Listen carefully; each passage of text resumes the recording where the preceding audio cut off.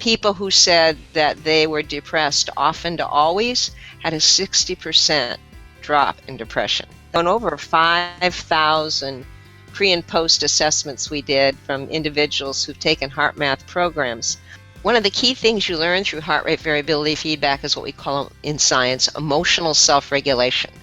So most of the time we think we're just victims of our moods, and we feel bad, we think bad, we feel worse, we feel bad about ourselves, we think, it's just a downward spiral. And it's hard to get out of that. And so if you can learn to shift your heart rhythms, you can start to shift your feelings, you shift your attitude, the emotions start to follow, and all through a little practice, you start to feel better, and then it starts to change the signals to the brain, which starts to produce more serotonin, and it's a natural internal process of rebooting the system. And so, we teach heart-based living even in the military, not because it's some soft place, but because it gets your heart and brain in sync. You can't be your best, perform your best, be the most creative, use your higher frontal lobes and executive decision-making properly without the heart being referenced and involved in the process. And so heart-based living means to acknowledge that and be able to go to your heart for the answer. The most powerful, the most charismatic, the most inspiring leaders all have heart in their communication.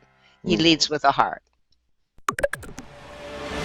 Welcome back, everyone. It's Mike Mutzel with HighIntensityHealth.com. Thank you so much for tuning in. Today, we're going to talk about this handy little device right here called HeartMath. And this is a heart rate variability biofeedback device. And we have the president and CEO of the company, Dr. Deborah Rozman, with us. And she's going to share with us some inside tips that can help you to improve your cognition, reduce cravings, have better relationships with your spouse, coworkers, and children, and so forth. So, Dr. Rozman, thanks for being here. Well, thank you so much. I'm just delighted to be here. I'm very excited. Let's kind of talk about what is new with HeartMath, and really, I guess maybe we could define HeartMath, because I think when I first heard the term HeartMath, I'm like, is there math involved? Like, what's with that? So kind of share with us what the science is about. Absolutely. Well, the heart is often just considered metaphorical. We have go to your heart, listen to your heart, play with your heart.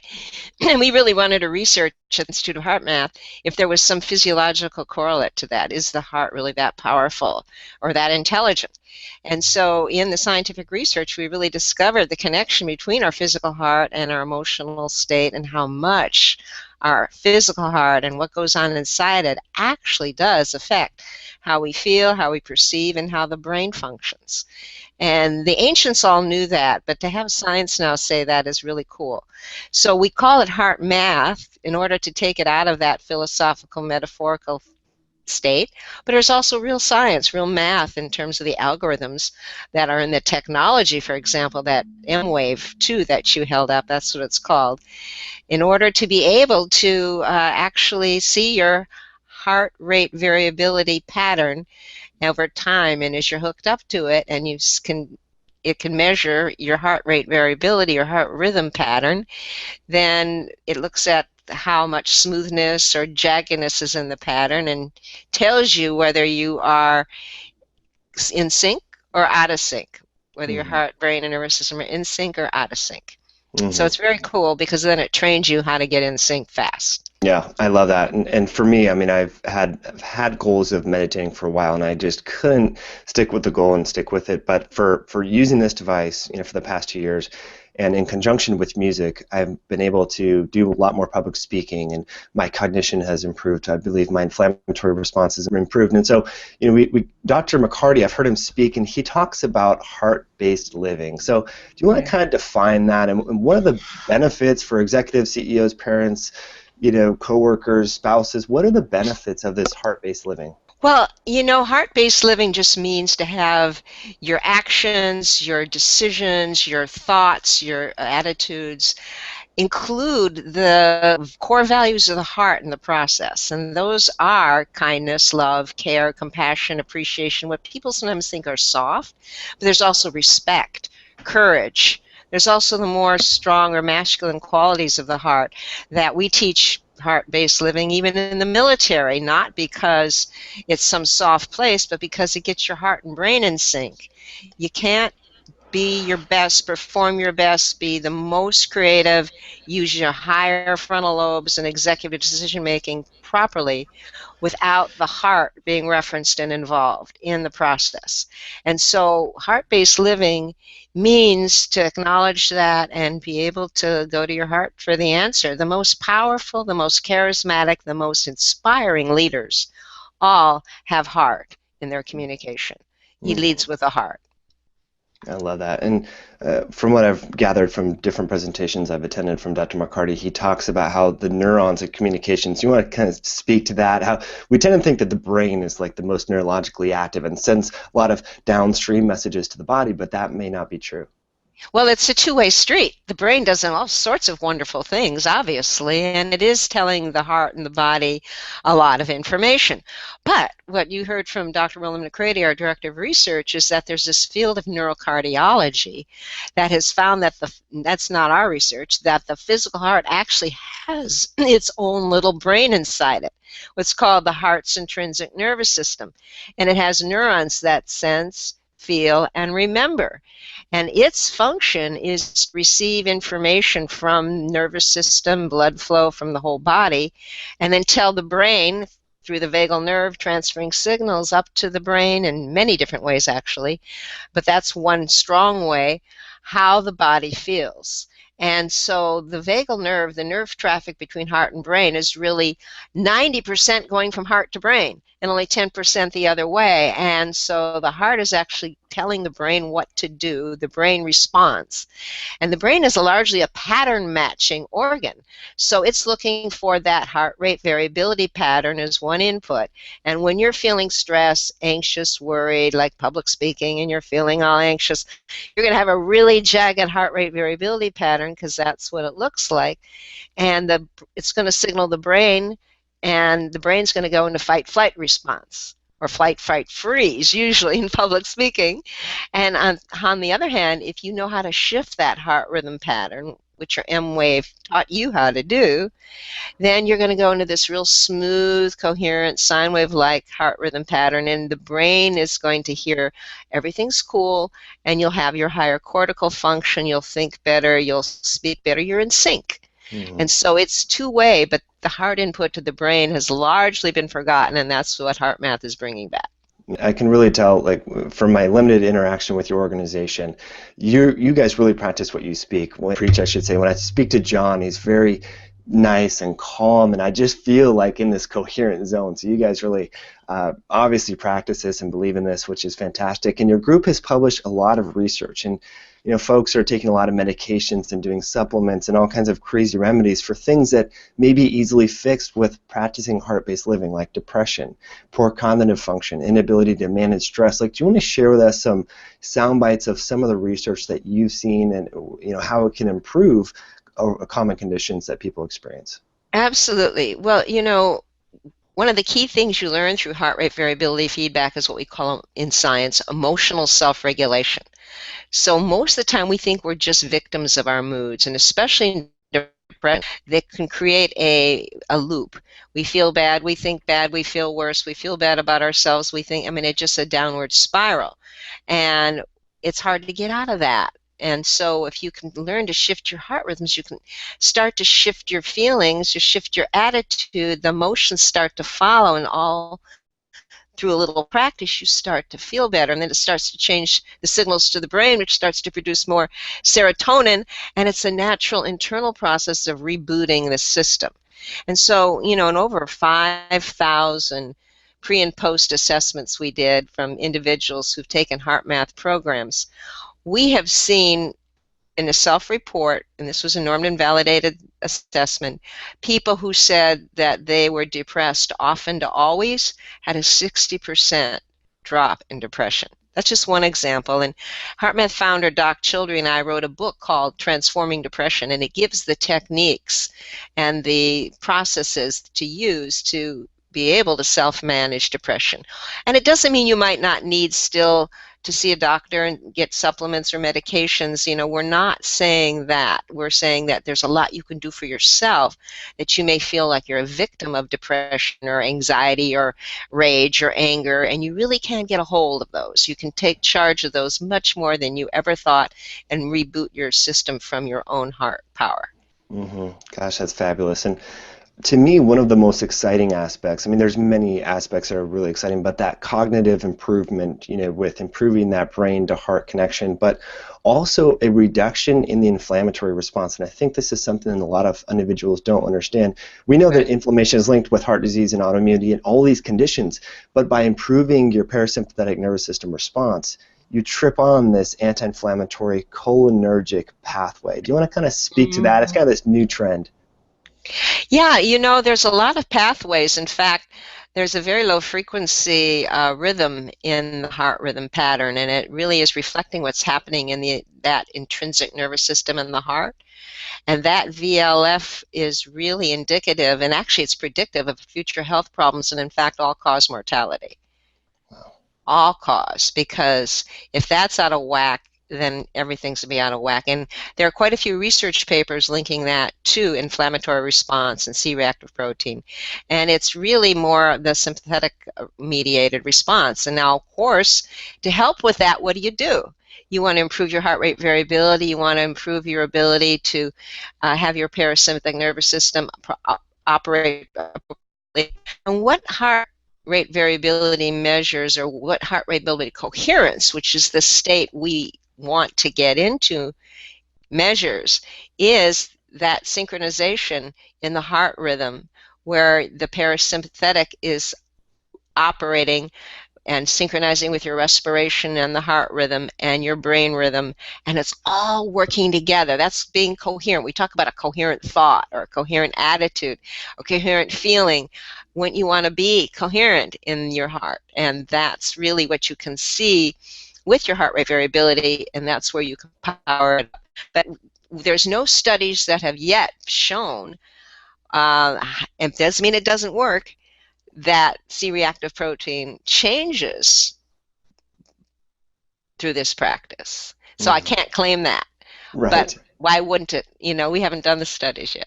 Yeah, right. That's fantastic. And one thing I wanted to highlight in what I gathered from the research is that our heart rate variability may change with age, and it may go down, which is not good. Do you want to talk about the trajectory of this and why it's important for people to kind of start this as they age?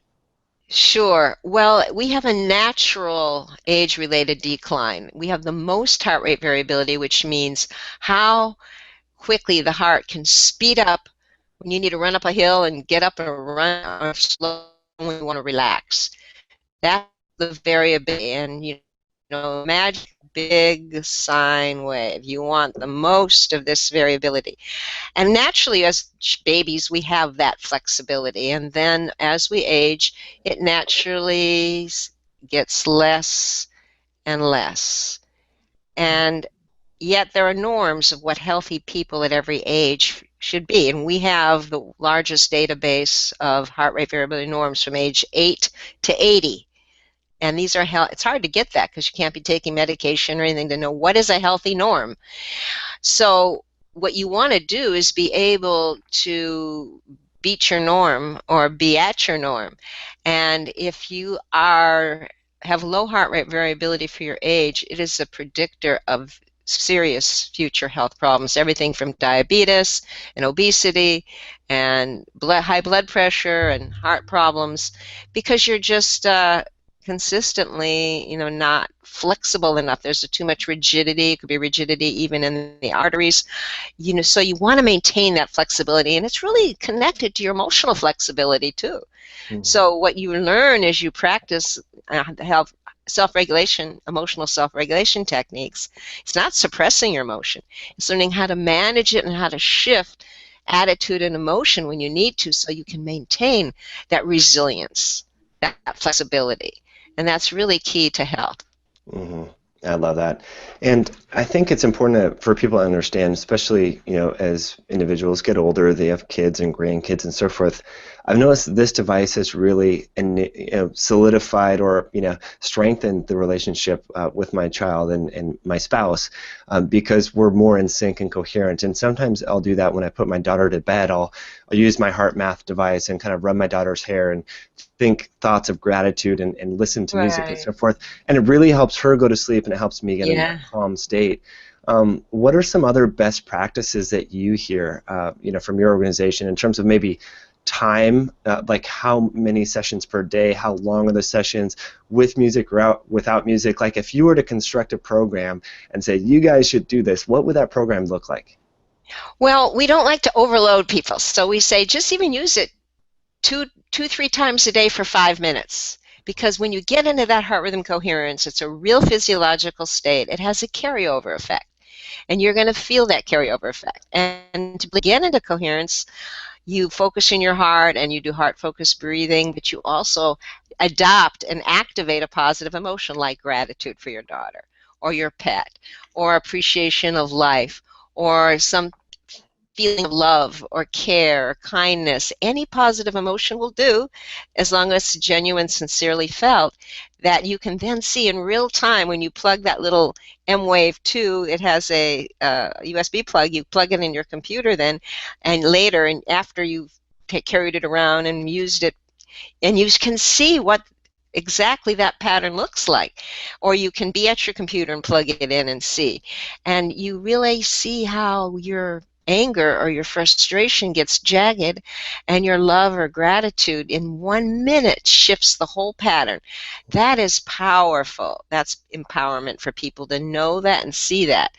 So I say 5 minutes a couple times a day, longer if you want. People, even after a year of having the product, we've done surveys, over half the people maybe use it 2 times a week for 20 minutes or so, because they've already learned the techniques of how to stay in sync. So it trains you what to do even when you don't have the device with the pulse sensor clipped to your ear, or holding it with your thumb on the thumb sensor. The other good times to use it are, and I use it, there's 4 challenge levels, so you never gets old. I use it in the morning as part of my morning meditation to prep for the day and to just put out heart to whatever's going to happen in the day and to my cells, and appreciation for the people I'm going to be meeting, to really set the tone and the energetics I want to walk into life with. And I use it if I have a potentially challenging meeting coming up. I might use it for a couple of minutes just to make sure I'm in sync beforehand. Or if somebody says something and I get bumped and I'm stressed out, or I'll use it to reset my system. I'll use it to reset right afterwards and get back in sync. So before creative projects, to not carry the stress around with you all day, and really clear and then sometimes you get your own heart's guidance as to what to do then as well, like go talk to the person. You get more connect with your intuitive promptings.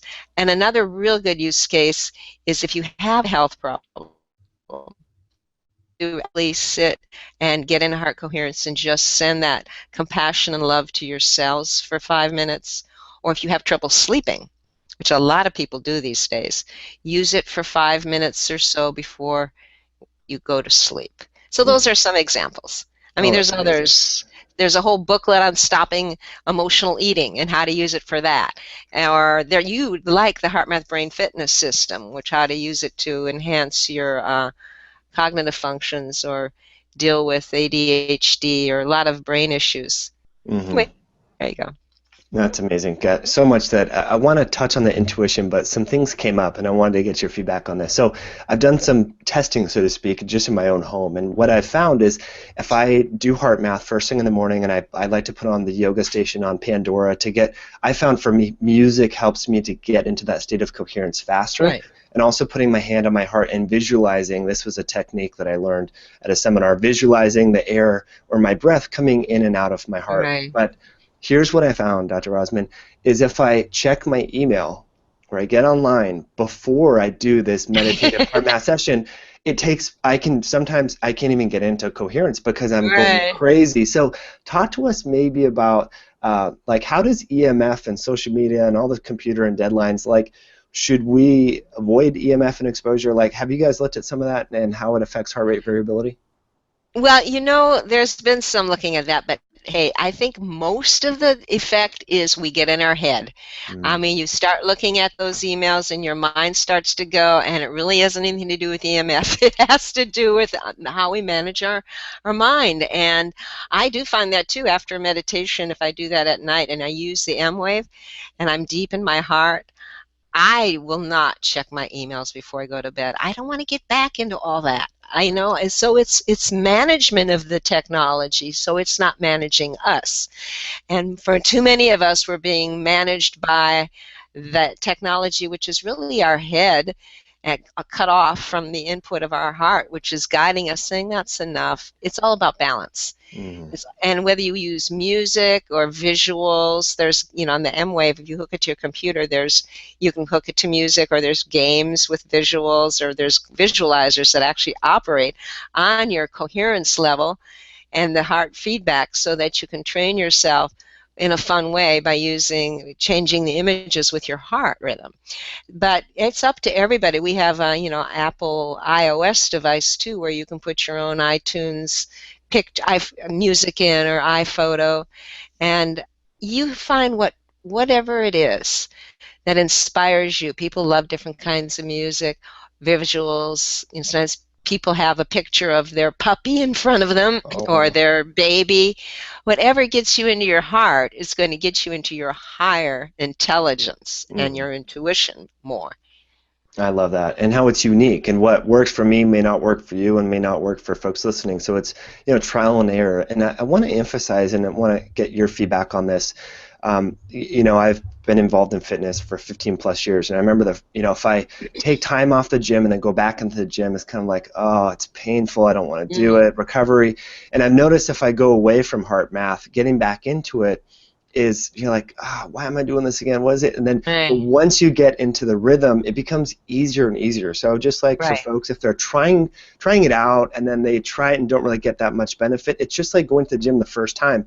You build, it's iterative. It builds upon itself. And right. so I was thinking about that last night because I had a stressful day, and then afterwards I was so calm. It was almost as though I had alcohol. Like I went right to sleep. I was like totally on. It's that powerful. So have you found that for individuals, that they get better and better with practice? Like, tell us a timeline there if you have any feedback.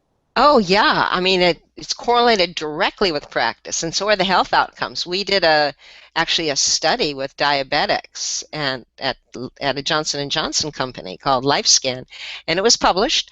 And the HbA1c levels got better, correlated directly to how much they practiced. Direct correlation.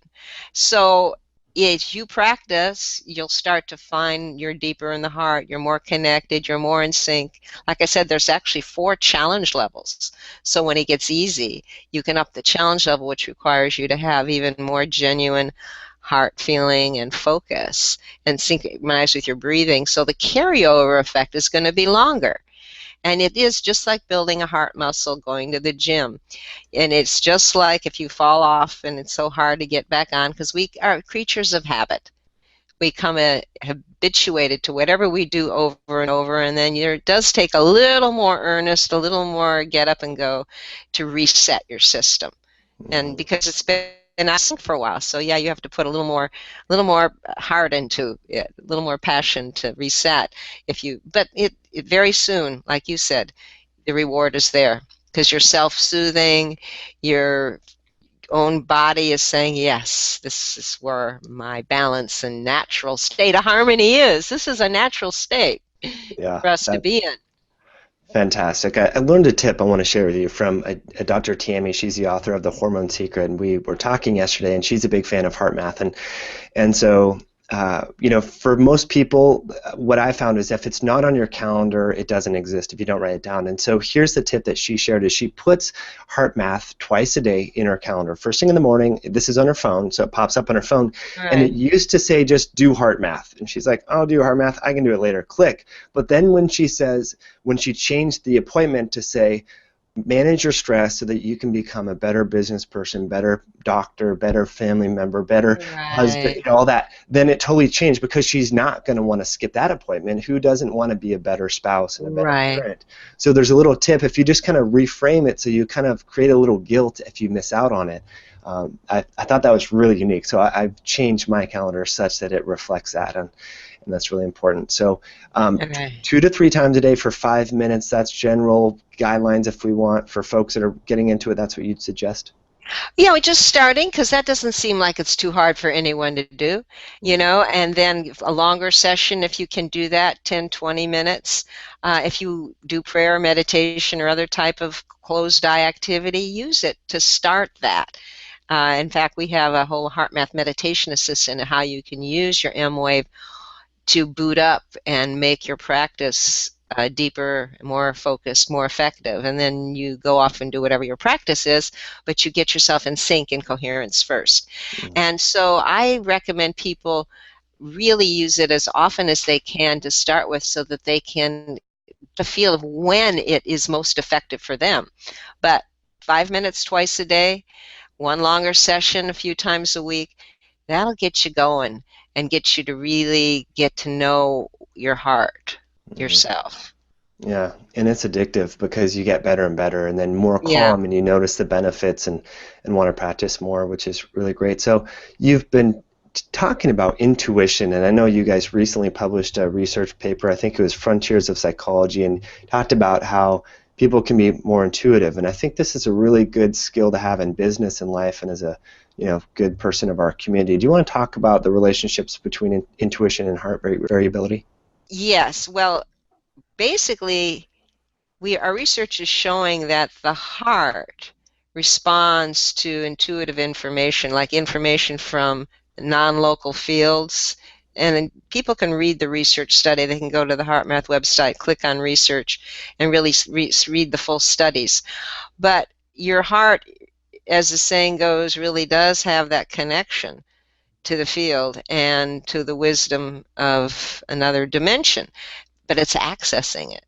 And so the heart receives the information, then signals the brain, and then brain receives it, and then signals the body to you in image or thoughts or feelings. So what you learn to tune more to your heart and your heart signals, then you learn to tune more to the intuitive radio station, if you call it. And that's a good analogy because everything is like a frequency. Like right now, there's a frequency that people are listening to us and hearing our voices. You can tune to the heart frequency inside yourself, and the M-Wave, the technology really helps you do that so that you can hear more the voice of your own heart. Mm-hmm. That's fantastic. And just kind of anecdotally, maybe you can attest to this too, Dr. Rozman, is major business decisions that I've made that I initially had like this gut feeling it wasn't going to work out, generally didn't work out. And at the time I didn't follow it because logically it made sense or something. And we can think of relationship decisions or when we get Oh, that yeah. weird icky feeling. So, I think as we kind of understand and respect emotional intelligence and value emotional intelligence more, I think this becomes more important and just yet another reason to adopt this practice of HeartMath and so forth. So as we finish up here, I know you have a tight schedule. Let's kind of wrap up and talk about any new developments that we should be aware of with HeartMath and the organization, and any maybe new products or specials or offers that you guys have going on during this month. Well, John was saying if people call him and he wanted to give his number, and you want to order the product, we give everybody a free download of the HeartMath Brain Fitness System that goes with the product. And the introduction was written by Dr. Daniel Siegel, who's very well known in the whole mindfulness arena, and the foreword by Dr. Daniel Amen, who's one of the foremost brain researchers, about how the heart is important to your brain. Love your heart, love your brain, but the things you were talking about, more creativity, more access to your real intuitive signals in those business decisions. I don't know how I could run HeartMath without listening to those signals. It becomes yes, no, and you learn to know where the stoplight is. Stop, go, wait. Wait is often the most important signal because you need to get more information before you jump into a decision. And you really learn how to read your heart signals and have higher and higher ratios of accuracy, where you can trust your heart's intelligence. That's what we call it, heart intelligence. And so that's a special offer. And John's direct line is 831-338-8711. And I think people can call him for that special offer. The other unique things going on HeartMath is new research on interconnectivity, how we are and our hearts are really connected energetically and connected to the Earth's field. And for example, today is a very auspicious day. It's the vernal equinox, but it's also a super new moon and a full solar eclipse in some parts of the world. And to have those three events at conjunct, we're interested to see in our Global Coherence Initiative with the sensors that HeartMath has that read the Earth's magnetic fields, if there's any influence on us or our heart rhythms, how we're connected with the Earth's fields, and if we put out love and care and appreciation, can the Earth's field magnify that, and we really can help create more heart-connected worlds. So that's kind of leading edge stuff, but we do know, science does know, that solar flares and these kinds of inputs from the ionosphere affect the human health and heart, and the part of our brain waves, the way we think, mental confusion, how well we sleep, what it affects the most is our heart rate variability. Mm-hmm. Gosh. And so learning to manage that, and therefore our emotions, so we can feel emotionally whacked out and overreactive, especially in these times. Learn to go to your heart, breathe through the heart, get your heart rhythms in sync, and you can move through all these fluctuating changes more easily. So that's some of the new stuff we're exploring. Yeah, it sounds really exciting. That's great. And I'll make sure that to post the show notes and John's number and information about your organization at highintensityhealth.com/heartmath. So that's where the video will be, and also the show notes. And Dr. Rozman, really appreciate you being on the show, but there's one final question that we ask every guest. So if you were to bump shoulders with Barack Obama or a future president, and they turn to you and says, as a doctorate of psychology and an expert in the field of heart rate variability, what sort of health or lifestyle tips should I know about so that I can improve the health of Americans? What would you tell them, and why? I would tell them what I do. I mean, I don't just teach this or research this. It has changed my life. It enables me to really be fulfilled and connect with people deeply and have the wonderful relationships and intelligence I want. So I would tell him, listen to your heart's intelligence, because it'll give you ideas and clues of how to navigate this political mess in Congress. Not saying it'll be a miracle, but you want to have, and you need your highest, most creative, most aware, most inclusive, most solid intelligence to run your job. So I would give him an M-Wave and offer to coach him. Yeah, I love it. Dr. Rozman, great information. Thanks for all the work that you guys are doing, and really appreciate you, and I'm grateful that you came on the show and shared your information with everyone. Well, thank you so much. I'm grateful that you're such a good practitioner of the heart. Thank you.